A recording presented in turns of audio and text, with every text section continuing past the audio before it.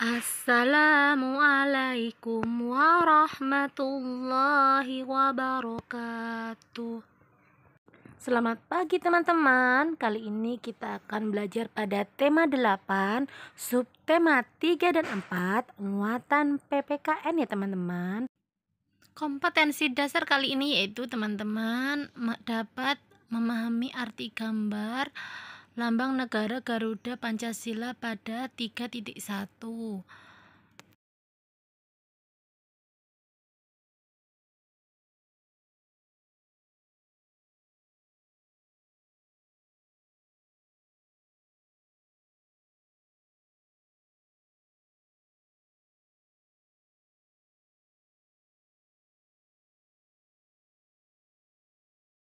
Teman-temanku, hari ini cuacanya sangat baik dan aku telah memutuskan pergi ke pinggiran kota untuk menghirup udara yang segar.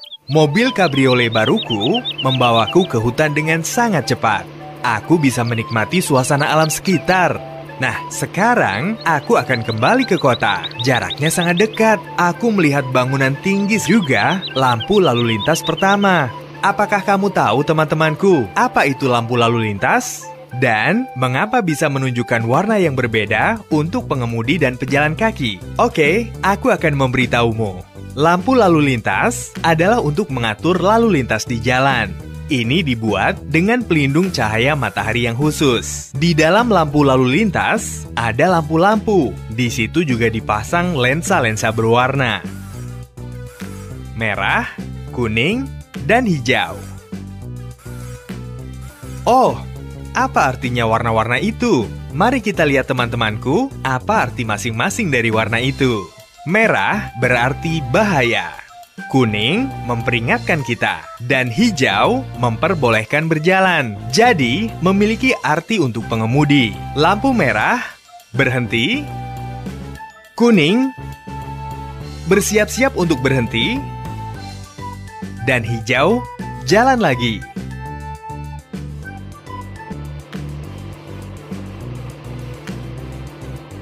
Lihat di sini, ini adalah lampu lalu lintas untuk pejalan kaki. Ini hanya memiliki 2 sinyal. Merah dengan gambar telapak tangan, memberitahu pejalan kaki untuk tidak menyeberang jalan, dan mereka harus menunggu. Mobil diperbolehkan berjalan. Dan ketika ada lampu hijau dengan gambar orang berjalan, pejalan kaki dapat menyeberangi jalan. Semua mobil harus berhenti. Tapi hati-hati, ketika kamu menyeberang jalan saat lampu menyala hijau, kamu juga harus sangat waspada. Karena ada beberapa mobil khusus yang diperbolehkan jalan saat lampu merah dan hijau. Mobil-mobil itu memiliki sinyal khusus, berupa lampu darurat dan sirine, seperti ambulans, mobil pemadam kebakaran, dan polisi. Semua mobil dan pejalan kaki harus memberi mereka jalan. Ingat itu, temanku. Oke, sekarang jalan sudah aman. Pejalan kaki dapat menyeberangi jalan di zebra cross.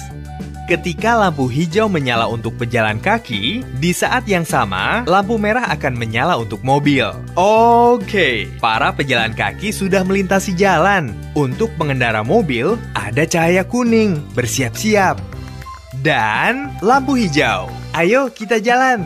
Hore temanku, sekarang kamu semua tahu apa itu lampu lalu lintas. Dan sekarang saatnya buatku untuk pergi. Bye-bye, sampai jumpa lagi.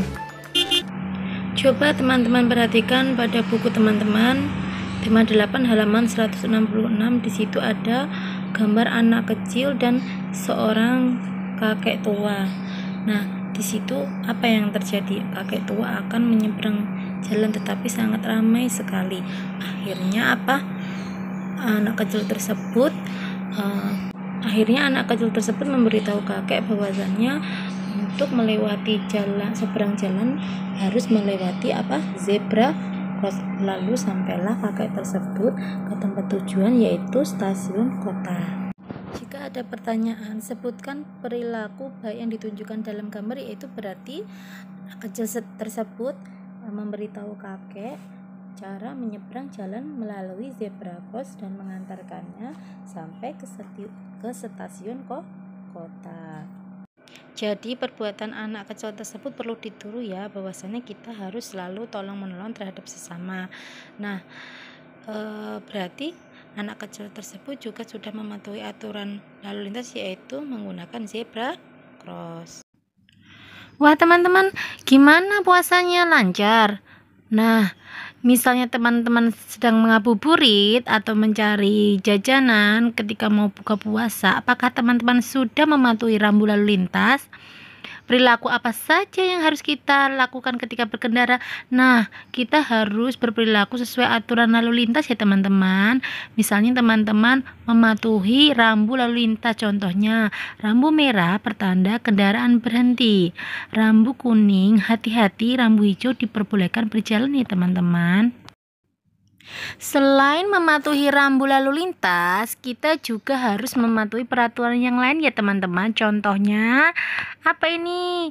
Ya, ketika kita di perpustakaan sekolah, nah siapa yang rindu ingin membaca di perpustakaan SD Islam Khalifah? Nah, kita harus mematuhi peraturan yang ada di perpustakaan sekolah kita ya teman-teman.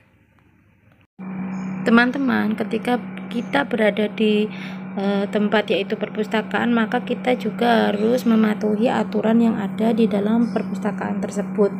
Nah, contohnya misalnya ada di halaman 208, misalnya bagi peminjam harus memiliki anggota perpustakaan. Jadi teman-teman sebelum minjam buku harus punya kartu perpustakaan. Kemudian teman-teman boleh tuh mengambil buku sendiri yang akan dipinjam, tapi harus lapor dengan petugas. Atau misalnya teman-teman hanya ingin membaca buku boleh, tetapi ketika sudah membaca buku, misalnya tidak meminjam, hanya ingin membaca di perpustakaan, teman-teman bisa setelah membaca kemudian mengembalikannya ke tempat yang semula dengan rapi.